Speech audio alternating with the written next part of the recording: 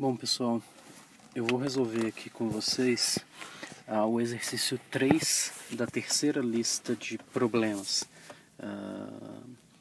O exercício 3 ele diz que uma loja de eletrodomésticos oferece 2 planos de financiamento para um produto cujo preço à vista é R$ 162.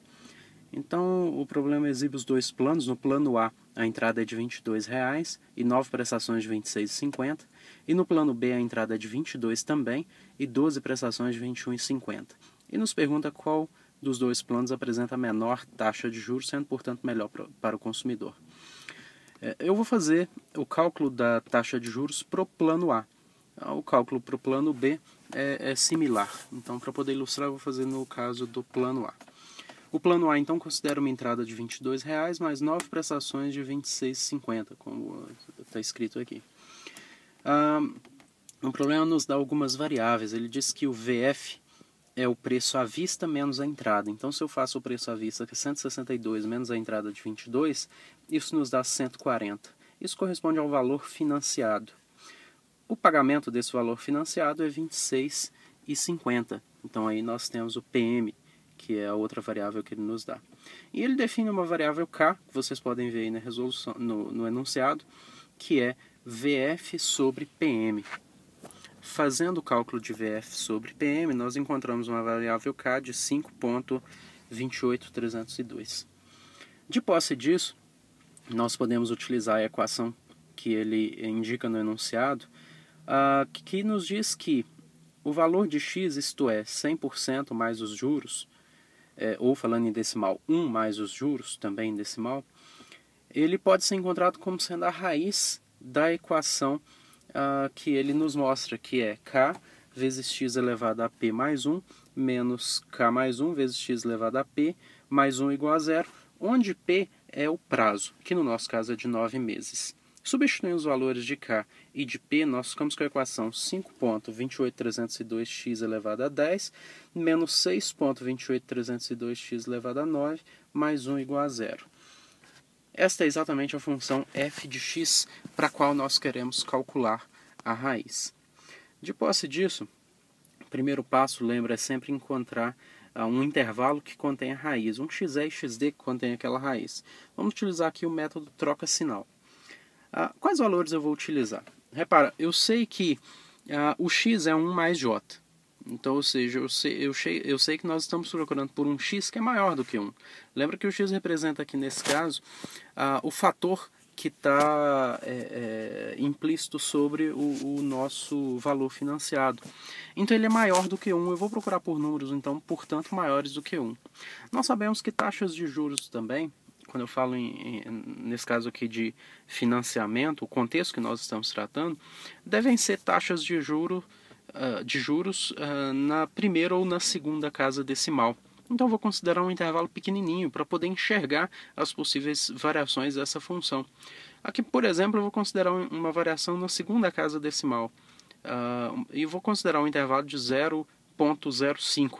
Poderia ser um intervalo diferente, não tem problema, mas o importante é que não seja muito maior do que isso, porque senão nós corremos o risco de não enxergar onde a função troca de sinal. Usando esse intervalo, nós então substituímos cada um desses valores da reta que está aqui desenhada na função f de x. Encontramos que quando eu substituo x igual a 1, a função dá 0. Bom, se a função dá 0, então quer dizer que 1 é raiz dessa função.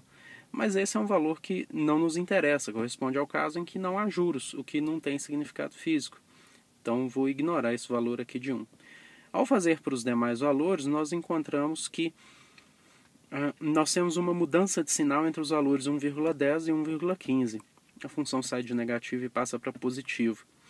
Esse é, então, um intervalo onde nós temos uma raiz para essa função. Eu encaro 1,10 então como valor de xe e 1,15 como valor de xd. Como nós estamos falando aqui de taxas de juros, e mais uma vez eu estou falando então da segunda casa decimal, vamos determinar essa raiz com pelo menos uma precisão na terceira casa decimal, para a gente ver uma casa adicional na precisão, ou seja, para a gente obter um percentual como resultado final com pelo menos uma casa de precisão. Então, fazendo aqui epsilon igual a 10 a menos 3, nós podemos calcular o número de iterações que a gente vai ter de conduzir, utilizando aquela formulazinha padrão que nós temos, xd menos xs sobre 2 elevado a n menor do que o erro, nós substituímos os valores xe e xz que acabamos de encontrar e o valor de erro que nós arbitramos. Então ficamos com 1,15 menos 1,10 sobre 10 a menos 3 menor do que 2 elevado a n. Nós isolamos o valor de n e encontramos que ele precisa ser maior do que ln de 1,15 menos 1,10 sobre 10 a menos 3 sobre ln de 2, o que nos dá um resultado de 5,64.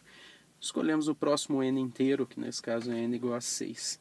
De posse disso, nós montamos a nossa tabelinha, em que marcamos na primeira coluna o número da iteração, os valores xe, xd, xm, que é a média entre xe e xd, e os sinais de f de xe e f de xm, que é o critério de escolha do subintervalo no método da bissecção, que é o que a gente está usando. Iniciamos com os valores de xe e xd. Eu vou utilizar aqui 5 casas decimais. Lembre-se que é interessante usar sempre um pouquinho a mais do que aquele que você está procurando como erro para diminuir a influência de erros numéricos, ou seja, de erros de arredondamento. De posse desses valores de xe e xd, nós então calculamos a primeira média de xm, que é 1,12500. E encontramos os valores de f de xe e f de xm, os sinais de f de xe e f de xm como sendo negativo e positivo, ou seja, sinais diferentes.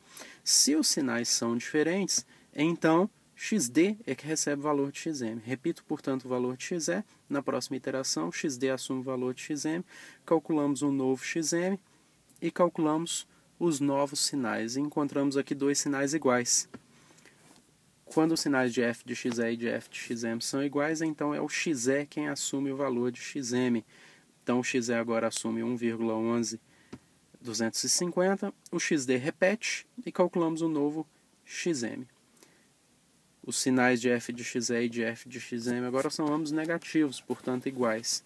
Se são iguais, então na linha seguinte o xe recebe o novo valor de xm, que é 1,11875, e o xd se mantém. E calculamos um novo valor de xm, que é a média entre esses dois números, que nos dá 1,121,88. O valor da função calculado em xe e xm dá de novo negativo. São iguais, então o xe recebe o xm, então o xe passa a valer 1,121,88, o xd repete, calculamos um novo xm no valor de 1,12344. E agora encontramos f de xe e f de xm com sinais diferentes. Neste caso, então, o xs se mantém e o xd assume o valor de xm. Calculamos um novo xm e encontramos aqui mais uma vez sinais diferentes. Então o processo se repete. Xs se mantém, xd assume o novo valor de xm e calculamos o xm. Como atingimos i igual a 6, que é o número de iterações máximo, o critério de parada que nós calculamos, então este é o valor da raiz que nós estamos procurando. Isso quer dizer que a função f de x é igual a 0 quando o x vale 1,12227. Repara que o problema nos diz que x... 1,12227, isso mesmo. Repara que o problema nos diz que x é 1 mais j, e nós estamos procurando exatamente o valor de j. Então, nesse caso, se o x é 1,12227, o j vale 0,12227. E o seu valor dos juros em formato decimal. Quando passamos para percentual, encontramos, portanto, o j igual a 12,227%. Essa é a taxa de juros calculada ao mês. É isso aí.